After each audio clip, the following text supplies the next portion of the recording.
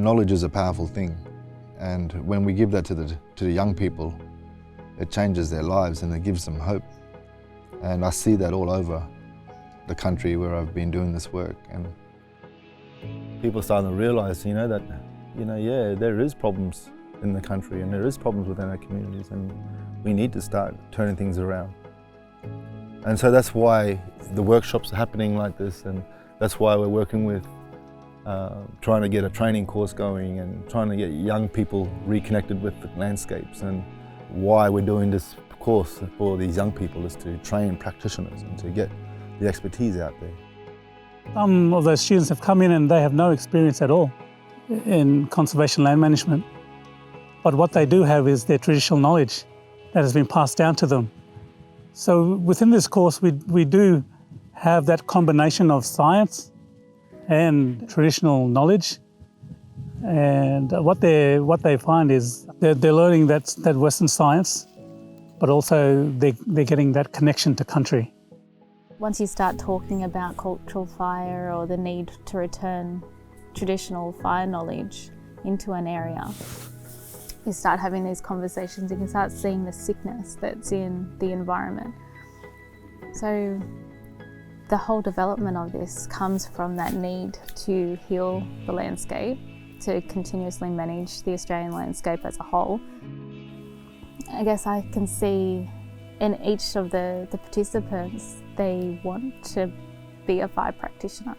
They want to be able to manage country. They want to be able to transfer and teach this knowledge as well. It's up to the students what they do with that knowledge afterwards, but we're supporting them to build their capacity and understanding and have all of these experiences that culturally they would have from birth as a right. The cultural burning side and the traditional knowledge is really important and very special, and we feel that that's you need to support that, but we also see a need that if the rangers are going to work in the real world with councils and government agencies and private landholders, they also need practical skills and formal qualifications to back that up. Also, they develop skills in how to develop up fire management plans, vegetation assessment plans, and regeneration plans. So by doing that, they can then take those skills and actually develop up a project, run the project, monitor and evaluate that project. And so they've got those formal skills along with the traditional knowledge. I'm so lucky to be part of this. It's amazing culturally. You can see what it does for the environment. I get a diploma out of it. I get to teach other people about it, and it's something that this country relies on. It's necessary for it to sustain it, to keep our ecosystems going, keep our biodiversity, and just keep the country healthy, really. Fire is it's a very nasty thing if you do it wrong, and Australians have a mortal fear of fire. They do, and I'm hoping that these cultural cool burns, which is a slower process, will bring the respect back for fire. And as a cultural burn, we can walk with days with fire at our knees, a metre away. You can't do that with a wildfire. We're being realistic when we do these burns. We know that we have acts and legislation and regulation that we have to follow, but we do that in a culturally sensitive manner. This will change the biodiversity of this site. There are cases where plants that haven't been seen in that area are now starting to come back because they're in a cultural burn site.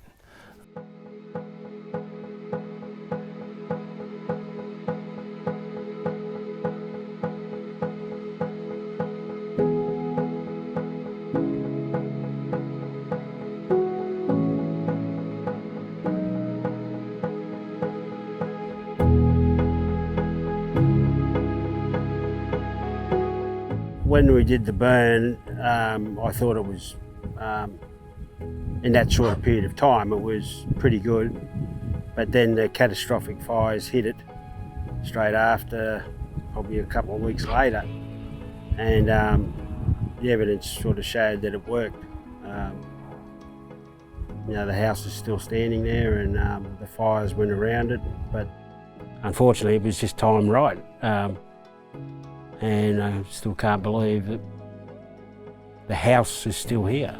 And there's no damage to it at all. A bit shocked and very impressed as well.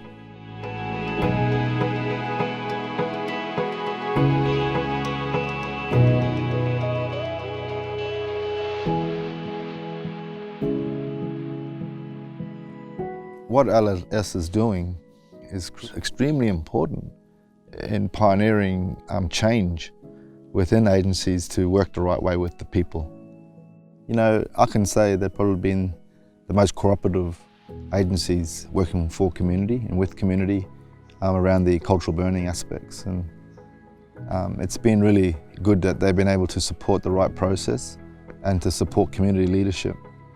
And most of all, that builds good relationships. And that should be an example for other agencies to follow the right way to work with community.